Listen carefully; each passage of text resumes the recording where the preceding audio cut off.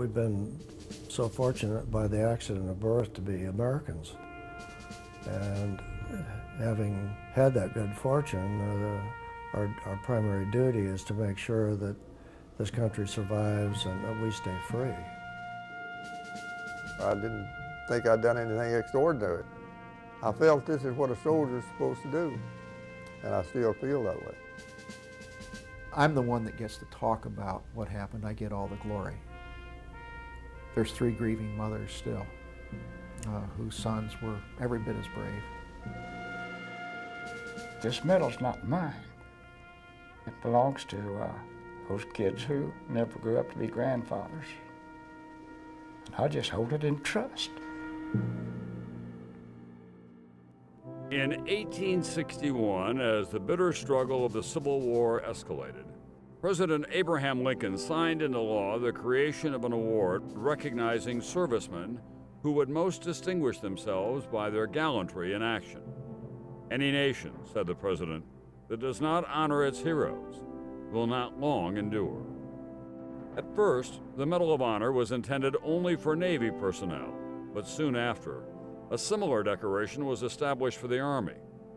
From its first presentation in 1863 through the creation of an Air Force medal a century later, and up until the present day, fewer than 3,500 Americans have been chosen to wear this hallowed emblem, many posthumously.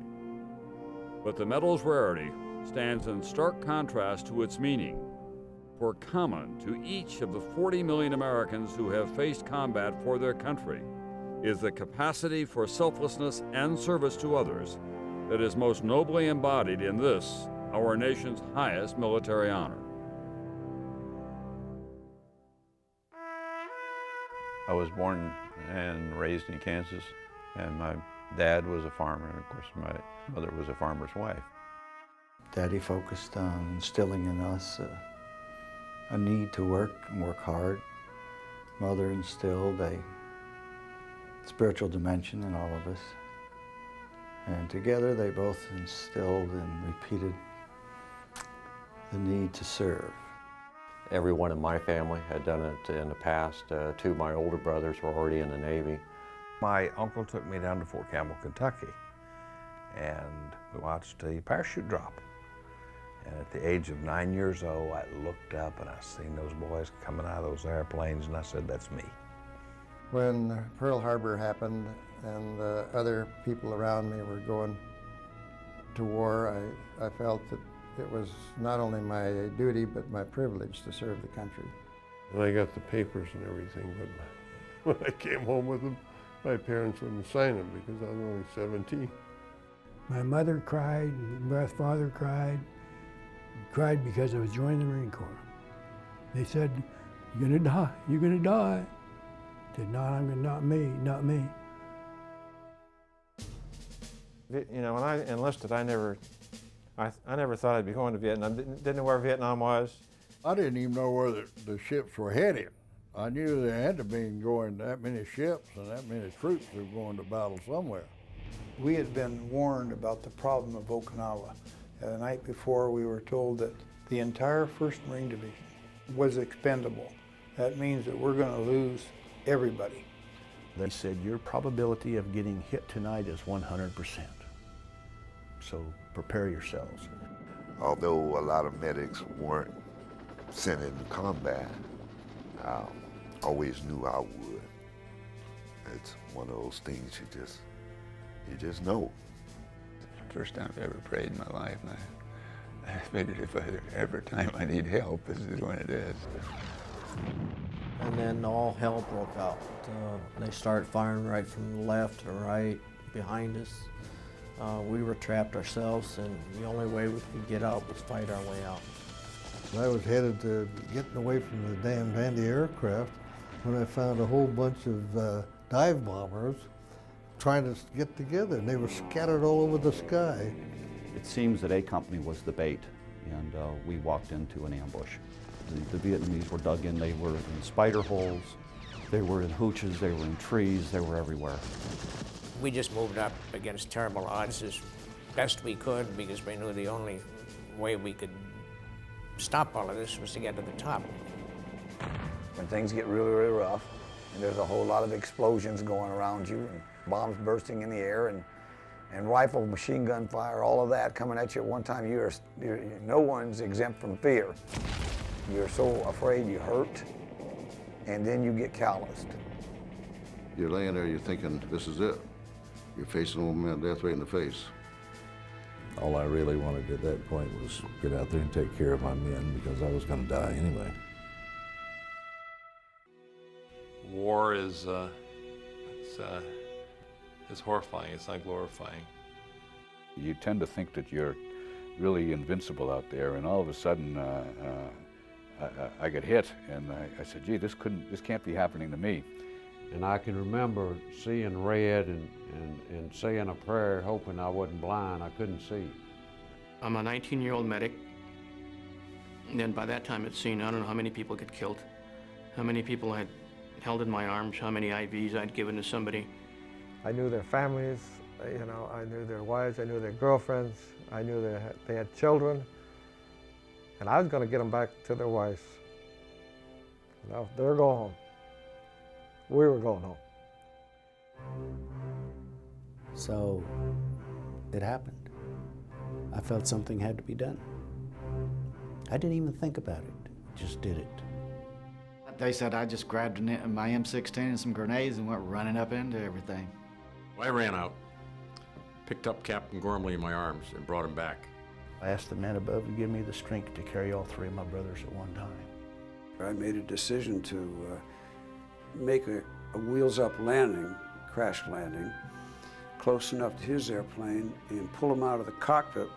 I jumped up and straddled him, put one leg on each side of the cockpit and pulled him in head first. I told the members of my squad to withdraw, and I covered their withdrawal. I reached down to unjam my rifle, and I saw the grenade. Somebody yelled grenade, and I looked down, saw it, and fell on it. I grabbed him, pulled him down on top of me, and I said, hit the dirt, Doc. I got him in my hip pocket. And it went off. Courage is not a lack of fear, which would be a lack of intelligence, but it's how you handle your fear. It's kind of like the guy that runs into a burning building. He's not really thinking of all that's going to happen to him if he does it. He just does it because it's part of who he is. It's not a question of heroism, it's a question of doing what you need to do because nobody else can do it. Because if I didn't do it, nobody else would, because nobody else could. I knew that if I died doing what I was doing, what better way to die? I mean, what better way for a soldier to die than to be saving the lives of his fellow soldiers? They call me a hero, but I think the real heroes are the ones who had to give their all, their life. They are the truest heroes in my book. I really believe that you'll never truly lead anybody until you learn to serve. And you'll never truly serve anybody until you learn that there's something more important than yourself. I did not take an oath to receive accolades or be given awards. I took an oath to myself to help others because that's what I was, a medic. And they took, obviously, an oath to come back and save me and take care of me because we were there to take care of each other. A lot of people think that the great thing about the Medal of Honor is it's awarded by Congress and presented by the President. But to me, the real honor of the Medal of Honor is that a handful of young men who were with you at a difficult time thought you was worthy of it. Those of us that wear the Medal of Honor know that there are so many other soldiers, airmen, Marines that have done acts that just weren't recognized because there were no witnesses left. So I'm very proud to be able to wear the Medal of Honor for all of those that performed deeds far greater than I did. It's hard for me to convey how important freedom is, and I didn't appreciate it, and I don't know that anyone can until they've lost it. It doesn't happen automatically. It's got to be re-earned by every generation, or at least every other generation. If you let it slip very long, it's gone. I'm alive today because I had them damn good men, huh? I get emotional about it. We're a free country. And why are we? Because a lot of people, black, white, yellow, went and gave their lives so that you and I could live free. Huh? Simple as that. The day I was born, on October the 2nd, 1923, I was handed a gem that is absolutely impossible to buy. That was my freedom. Can't pay for it. There's not enough money in the world. So this medal, to me, stands for sacrifice, service.